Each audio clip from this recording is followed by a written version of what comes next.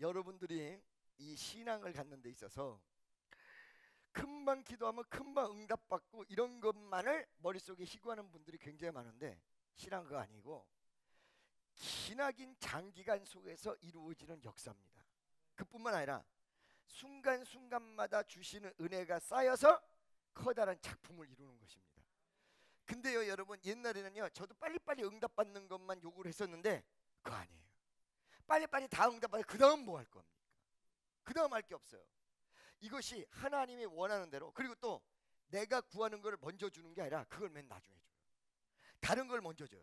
그 사람에게 기쁨을 먼저 허락하시고 그 사람에게 감사를 허락하시고, 내가 요번에 하와이 가서도 이런 얘기를 했어요. 수없는 사람의 응답을 받았는데 그 응답의 순서가 있는데, 그 응답의 순서가 어떻게 되느냐, 어느 날 갑자기 기도했는데 응답됐다, 이렇게 가면은 응답 받게 만드는 비결을 모르는 거다. 자, 절망 가운데 누가 얘기해서 희망을 좀 줘서 기도하기 시작해요.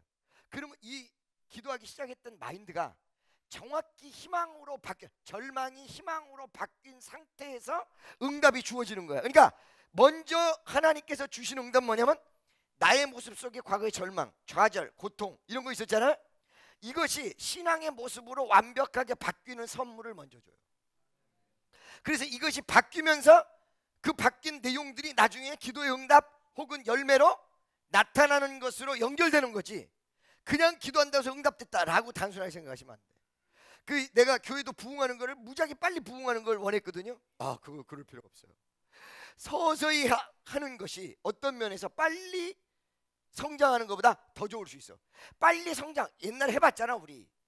빨리 성장을 해서 숫자만 잔뜩 늘어나니까 오합주졸이 돼가지고 순종도 아니고 신앙도 아니야. 근데 이게 천천히 부흥하니까 다지고 또 다지고 자지고 또 다져서 완벽하고도 아름다운 모습의 작품이 딱 마지막에 나오더라. 무슨 소리인지 아시겠어요? 아멘이죠. 자, 오늘 본문 말씀으로 들어가는데, 예수님께서 바리새인과 서기관들 뭐 이런 제사장들로부터 핍박을 굉장히 많이 받으셨다. 여러분, 사실은요 문제는 예수님이 오셨을 때도 이방인이나 로마에 있는 사람이나 적군들이 문제가 아니었어. 누가 문제였냐?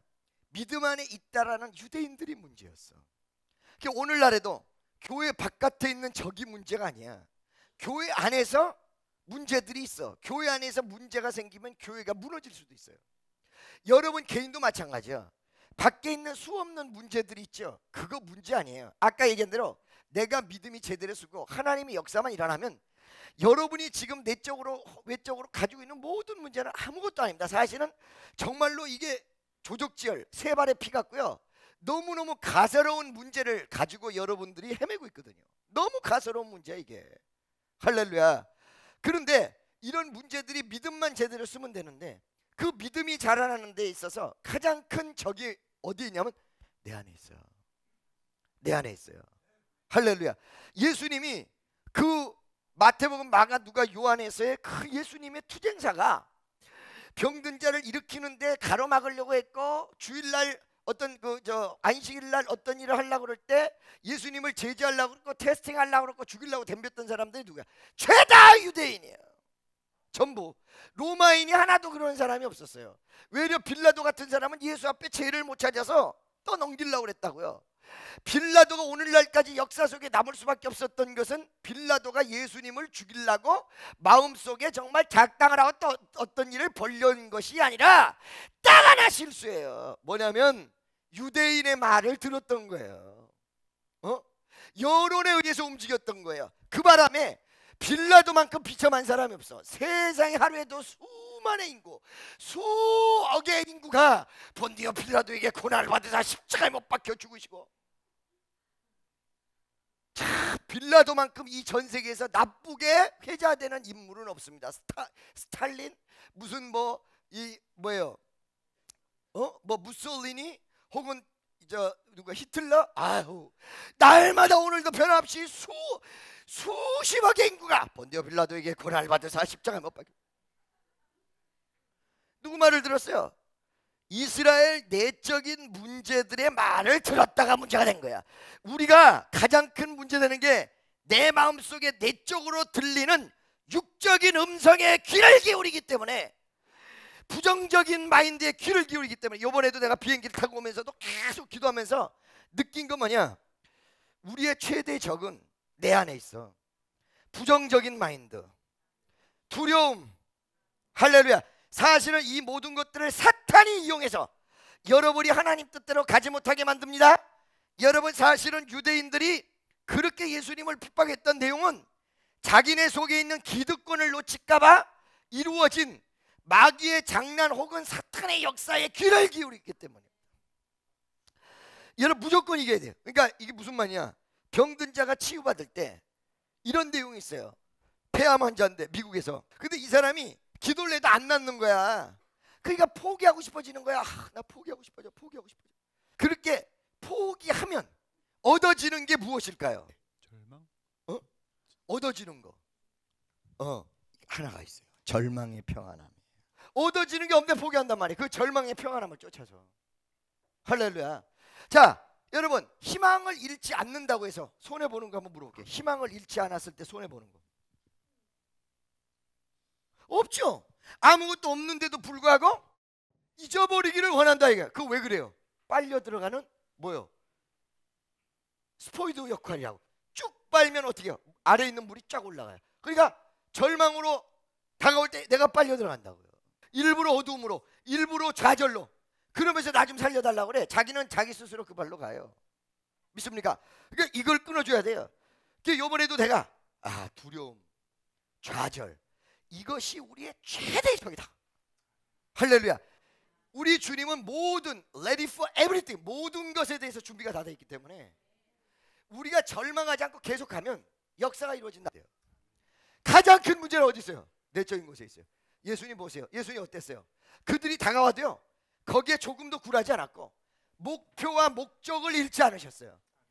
안식일 날 병든 자를 치유하려고 그럴 때 그 율법을 가지고 예수님을 평가하고 심판하려는 사람들이 다가왔는데도 불구하고 살짝 피해서 저쪽에서 환자를 고친 게 아니라 그들 앞에서 말 한마디도 못하게 딱 막아놓고는 그 자리에서 병든 자를 일으켰다고. 그러니까 사람은 형편과 사정에 따라 달라지는데 예수는 절대 안 달라진다는 그 사실을 여러분 명심하셔야 돼. 사람은 사정에 따라 형편에 따라서 뒤로 빠지기도 하고 이상하게 양보기도 하고 협상하기도 하고 딜에서 어떤 무언가를 만들어내는데 예수님은 여러분을 사랑하는 그 발로를 절대 제3의 세력과 협상하지 않아. 어떤 고난이 와도 그대로 밀고 나갔어요. 믿습니까? 그것이 바로 오늘 본문 말씀의 내용이죠. 이런 식으로 막 공격하여 들어오니까 예수님께서 그걸 방어하시고 그 사람들에게 깨닫게 하시려고 역사를 하시다가 33절에 가서 어떤 비유를 말씀하셨습니다. 그게 오늘 말씀입니다. 다시 한 비유를 들으사. 한 집주인이 다시 비유를 들었는데 이 비유를 여러분 저번 때도 말씀드렸지만 비유를 예수님께서 말씀하신 이유가 몇 가지다. 그 첫 번째가 뭐냐면 구약 성경에 예수님께서 비유로 말씀하실 것이다 라고 나왔던 것이 그대로 수천 년 뒤에 예수님이 오신 다음에 이루어졌다.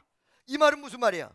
하나님의 약속은 약속한 그 시간 이후로 반드시 이루어진다는 거. 수천 년이 지나가도. 아멘이죠?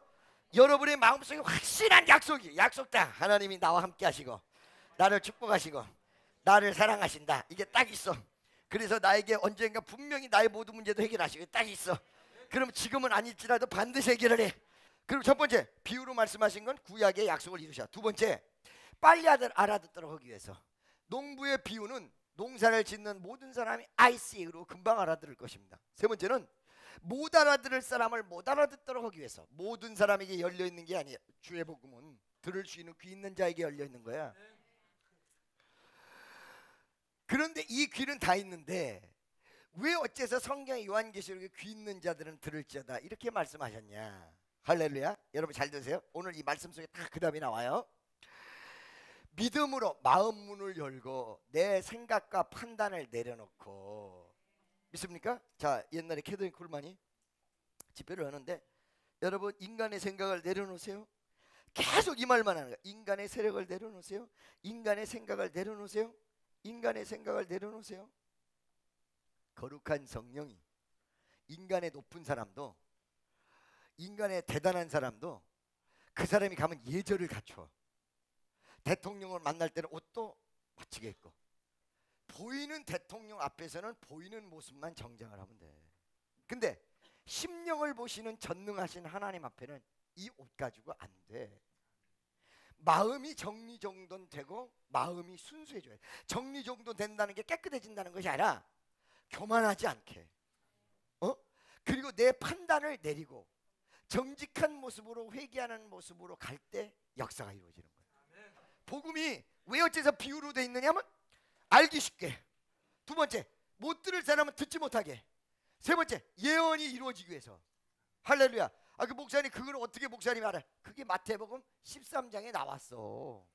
할렐루야. 9절 10절 11절에 너희들에게는 허락되었으나 저희들에게는 허락되지 않았다. 왜 비유로 말씀하십니까? 라고 물으니까 너희에게는 허락되었을 때 저희는 누구야? 교만한 자야. 많이 배웠다고 바리새인 서기관, 그렇죠? 자기 율법 많이 한다고 자기의 모든 철학적 기득권 내지를 배움을 가지고 카바해버리고 있을 뿐인데, 많이 배웠다고 까부는 그 사람들에게는 허락되지 않았는데, 너희같이 순수하게 비록 거칠고 비록 못 배웠어도 순수한 모습으로 나오는 너희에게는 허락되었다. 이 내용이 마태복음 13장에 나온 내용이에요.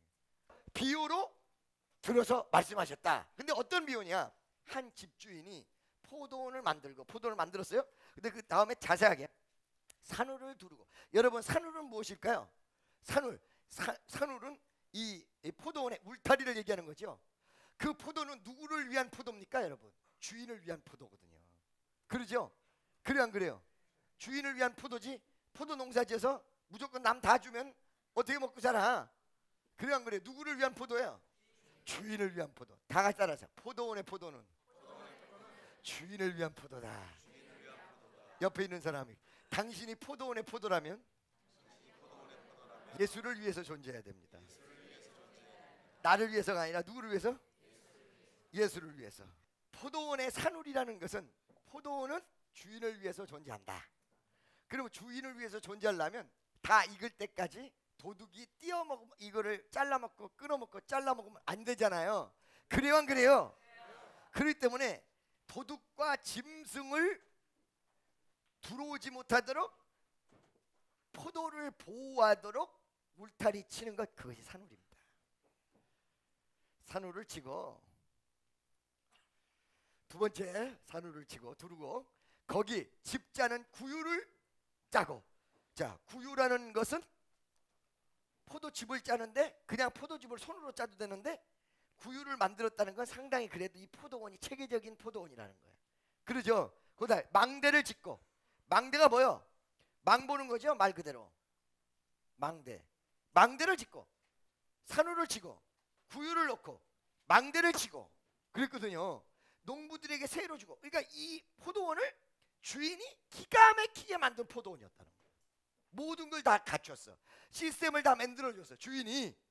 그렇고 그는 타국에 세로 주고 타국에 갔다 왔다. 여러분, 세 가지 중요한 부분이에요. 첫째, 그 주인은 누구냐면 하나님이거든요. 하나님이 포도원을 다 만들었다. 이 내용은 오늘도 하나님은 일하고 계시며 여러분과 나를 위해서 모든 것이 이루어질 수 있도록 하나님은 만반의 준비가 계시고 다 되고 계시다라는 얘기입니다. 안 될 것 같은 것과 싸웠고 시간과 싸우시고 그것만 이기세요. 절망과 좌절만 이기세요. 그리고 열심히 즐겁게 아름답게 사세요. 어느 날 하나님이 여러분을 위해서 준비된 것을 허락하시고 역사하시고 인도하십니다. 분명히 하세요. 할렐루야. 믿습니까? 하나님이 철두철미하게 다 준비되어 있다는 내용이고, 두 번째, 거기서 이 포도원에 세를 주고 갔다는 이 세 얻는 사람은 누구냐면 이스라엘 사람이에요. 여러분 봐봐요. 이스라엘 백성을요, 가나안 땅으로 오게 할 때 홍해바다가 다 갈라졌습니다. 여러분, 홍해바다가 다 갈라졌고요, 10가지 재앙으로 바로를 완전히 꼼짝 못하게 했고, 나중에 더 까보니까 바다에다 수장했어요. 이스라엘 백성 눈앞에서 바다가 갈라졌어. 그 다음에 광야 40년 동안 하늘에서 만나가 쏟았어. 가나안 땅으로 들어간 다음에 이 가나안의 소산의 축복을 주시는데, 이 이스라엘이 어떠냐? 배신했다 돌아왔다, 배신했다 돌아왔다. 하나님 모든 준비를 착착 끝내서 착착착착 진행하시려고 하는데 조그만 지 마음에 안 들으면 안 나왔다 나왔다, 배신했다 나왔다, 이런단 말이지. 그런데 그렇게 해가지고 이스라엘 백성을 배신해도 또 돌아오면 감싸주고 돌아오면 또 감싸주고 이런 식으로 하다가 다윗 왕조가 이르렀어요. 믿음이 최고조로 올라왔을 때. 다윗과 솔로몬 시대 모든 국가가 세계 최고의 국가가 돼 있었고 모든 것이 다 돼 있었어.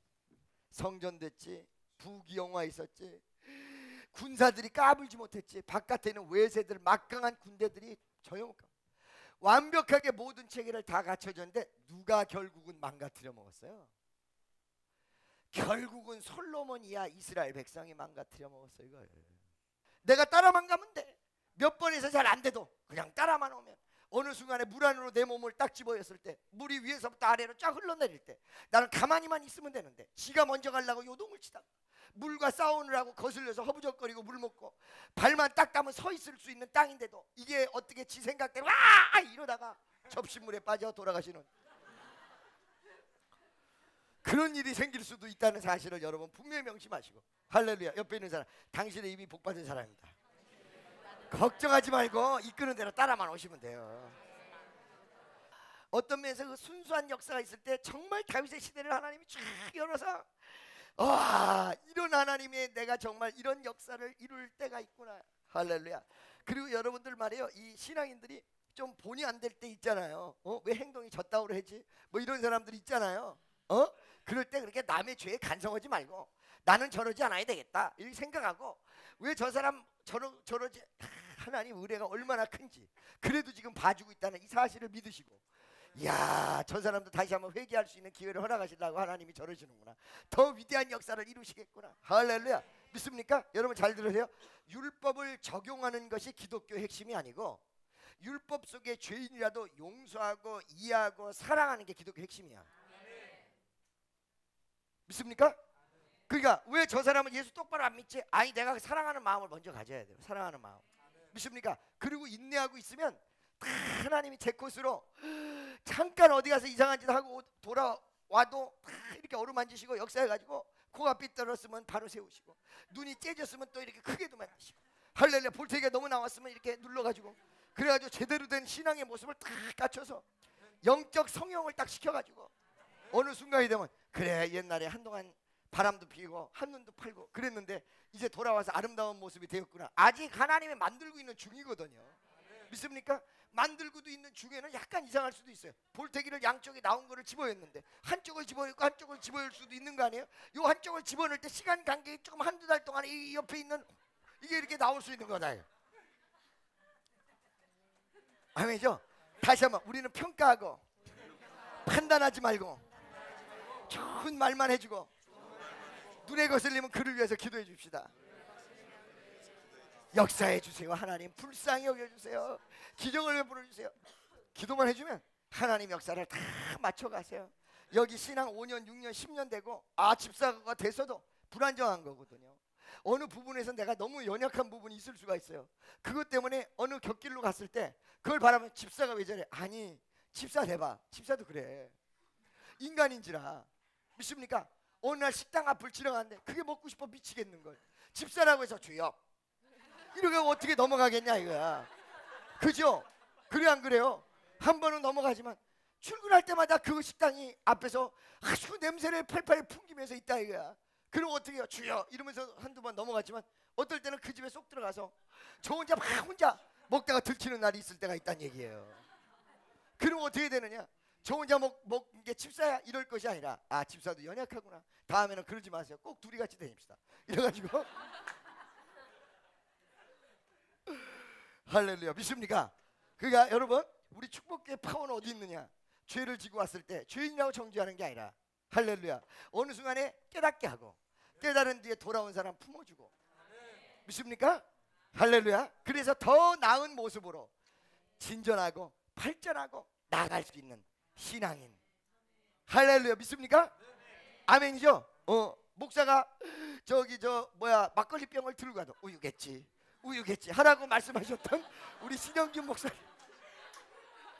우리 신 목사님이 수양관에 오셔서 그랬잖아요. 목사가 어느 날 막걸리 병을 들고 가도 우유겠지 이렇게 생각하면 마음에 평안이 오고 그 막걸리를 진짜 들고 간 목사가 있다면 그걸 하나님이 알아서 해서 살아계신 하나님이 가만히 있겠냐 이거야. 자기 종이 막걸리병 들고 다니는데 어느 날 야 들고 다니지 마 이 자식아 이렇게 얘기라도 하지. 그잖아요. 그건 전능하신 하나님이 살아있다는 전제를 해라 이거. 안 존재하지 마라 이거. 하나님이 내비로 드는데 내가 왜 하나님 역할을 하려고 그러냐 이 말이에요. 그래서 그런 마음을 가지면 어느 순간에 그 사람도 잘 되고 얘도 잘 되고 다 잘 되면 우리 교회는 정말로 잠재력이 어마어마하고 놀라운 능력 있는 교회, 모든 망대도 짓고 멋진 그거를 딱 만들었어. 그 말은 하나님이 모든 걸 다 준비하셨다는 거예요. 모든 것이 준비되어 있다는 거예요. 그 다음에 세 번째는 그거를 누구에게 줬다는 얘기냐면 이스라엘 백성에게 줬다는 거예요. 이스라엘에게 그 위대한 축복을. 네 번째, 줬는데 그러면 이걸 어떻게 했다는 얘기냐? 네 번째 오늘 말씀 전체의 흐름입니다. 농부들에게 세로 주고 타국에 갔다. 왔는데 34절부터 그 모든 시스템이 다 돼 있는 농장을 가진 이 새 얻은 자들의 모습이 나타나는데 다 같이 시작. 이게 여러분 문제예요. 실과 때가 가까움에 라는 내용이 뭐냐면 말세가 가깝다는 거예요. 어떤 열매가 맺을 때라는 것과 세상이 끝나는 말세의 개념이 같이 들어있어요. 요때 이런 현상이 일어난다는 거예요. 할렐루야. 이스라엘에게 예수님께서 오신 것이 말세거든. 사실은요. 그때 이런 현상이 이스라엘에게 일어났다는 거예요. 오늘 우리도 신앙생활 잘하다가 때가 됐을 때 여러분이 타성에 젖은 모습 되지 않기 위해서 기도하시기 바랍니다. 믿습니까? 실과 때가 가까움에 그 실과를 받으려고 자기 종들을 농부들에게 보내니. 농부들에게 보냈어. 이 내용은 결과가 이루어지는 때고 어떤 즉 얘기하면 욕심이 작용할 수 있는 때가 있다는 거예요. 이 때를 조심하셔야 돼요. 믿습니까? 하나님이 축복을 베풀어 줘서 열매가 맺을 때, 마지막 때, 여러분 일생에 하나님의 큰 역사가 일어나는 때 전부 연결이 돼 있어요. 이 말을 명심하세요, 여러분. 할렐루야. 여러분이 없는 시절에는 조금 교만해도 애교로 봐주는데 하나님의 축복이 역사했을 때는 절대 교만하면 안 돼요. 그때부터는 정말로 진검승부란 얘기 있죠. 진검승부가 무슨 뜻이에요, 여러분? 진짜 칼로 싸운다는 거예요. 어? 진검승부가 무슨 뜻이에요? 날이 시퍼렇게 설어서 비면 잘려지는 진짜 검으로 싸운다는 거예요. 그게 진검승부예요. 여러분이 정말로 어느 시절에, 어린 시절에 내가 신앙생활을 내 마음대로 했지만 하나님이 축복이 역사했고 정말 하나님이 나를 사용하실 때가 됐다. 이때는요 어른 되셔야 돼요. 애들같이 굴다 큰일 납니다. 이게 가장 안타까운 거예요. 아시겠습니까? 30대들이요 여러분 20대가 신앙 좋다가 30대 들어서면서 직장생활 뭐 이런 거 열심히 해야 되거든요. 열심히 해야 될 땐 열심히 해야 되지. 그런데 놀라운 건 그 열심히 하다가 신앙을 잊어버린다는 거예요. 어? 20대 30대 이런 때는 우리가 별 문제가 없을 수가 있는데 어느 순간에 여러분 인생이 완벽하게 기로에 놓이는 순간이 와요. 어린애 돼 있으면 큰일 나요. 그러니까 우리 교인들 중에서 내 신앙이 어린애, 그러니까 신앙도 어리고 어린애로서 그대로 머물기를 원하는 사람들이 많은데 내가 그걸 보면 위험해요. 어린이는 실수를 봐줘. 도둑질을 해도 소년원에 잠깐 보냈다가 꺼내. 그러나 20살 정확히 넘어가면 도둑질하면 반드시 형무소로 보내. 내가 너무 어려서 몰랐어. 그거 통하지 않아. 20살이 넘었어. 그렇기 때문에 신앙의 열매를 요구할 때 내가 예수 믿은 지 얼마 안 됐는데 얼마 안 된 것이 벌써 5년 전에 얼마 안 됐었는데 5년 후에는 지금 무지하게 된 거야 지금. 이걸 아셔야 돼요. 옆에 있는 사람 어린아이의 모습은 같되 어릴 적 모습은 버려야 된다.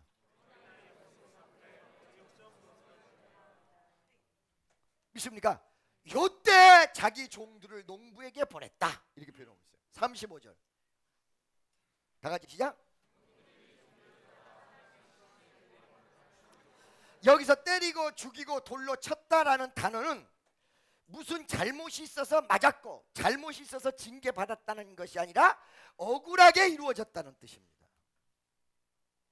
헬라 원문상 농부들이 하나님이 보낸 종들이 억울하게 핍박을 받았다. 이것이 구약시대에 나타났던 경고의 하나님의 선지자들이 전부 핍박을 받았던 내용입니다. 36절 또 그렇게 했다. 아멘이죠? 37절.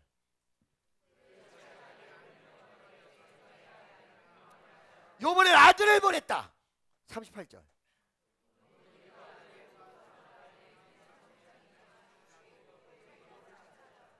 (39절)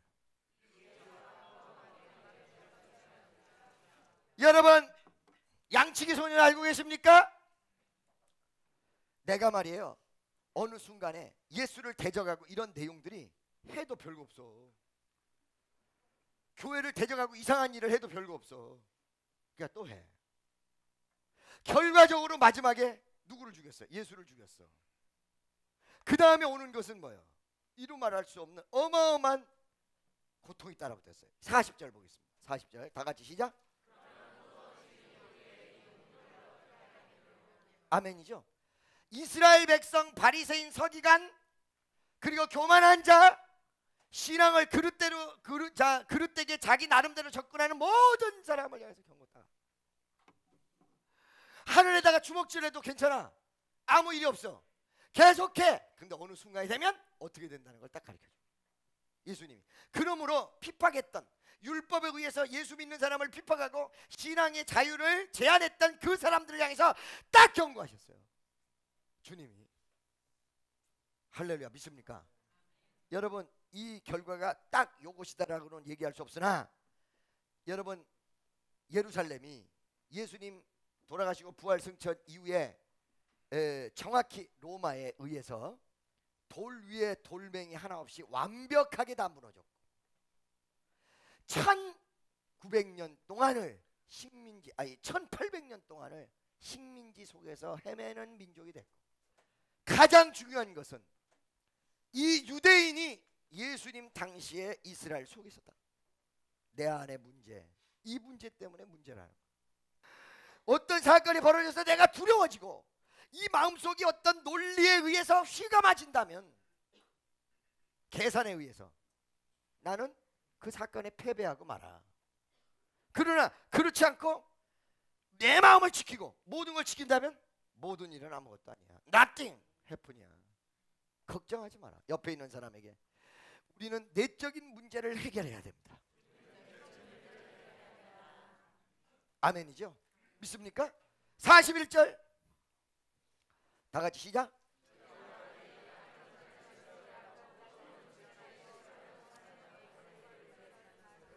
자, 여러분, 여기서 세 가지만 얘기하고 끝내겠습니다. 첫째, 하나님이 축복을 베풀어 줬는데 이거를 감당 못하는 사람에게는 있는 것을 빼앗아 다른 데로 가는데, 이게 뭐냐? 촛대가 옮겨진다는 거예요.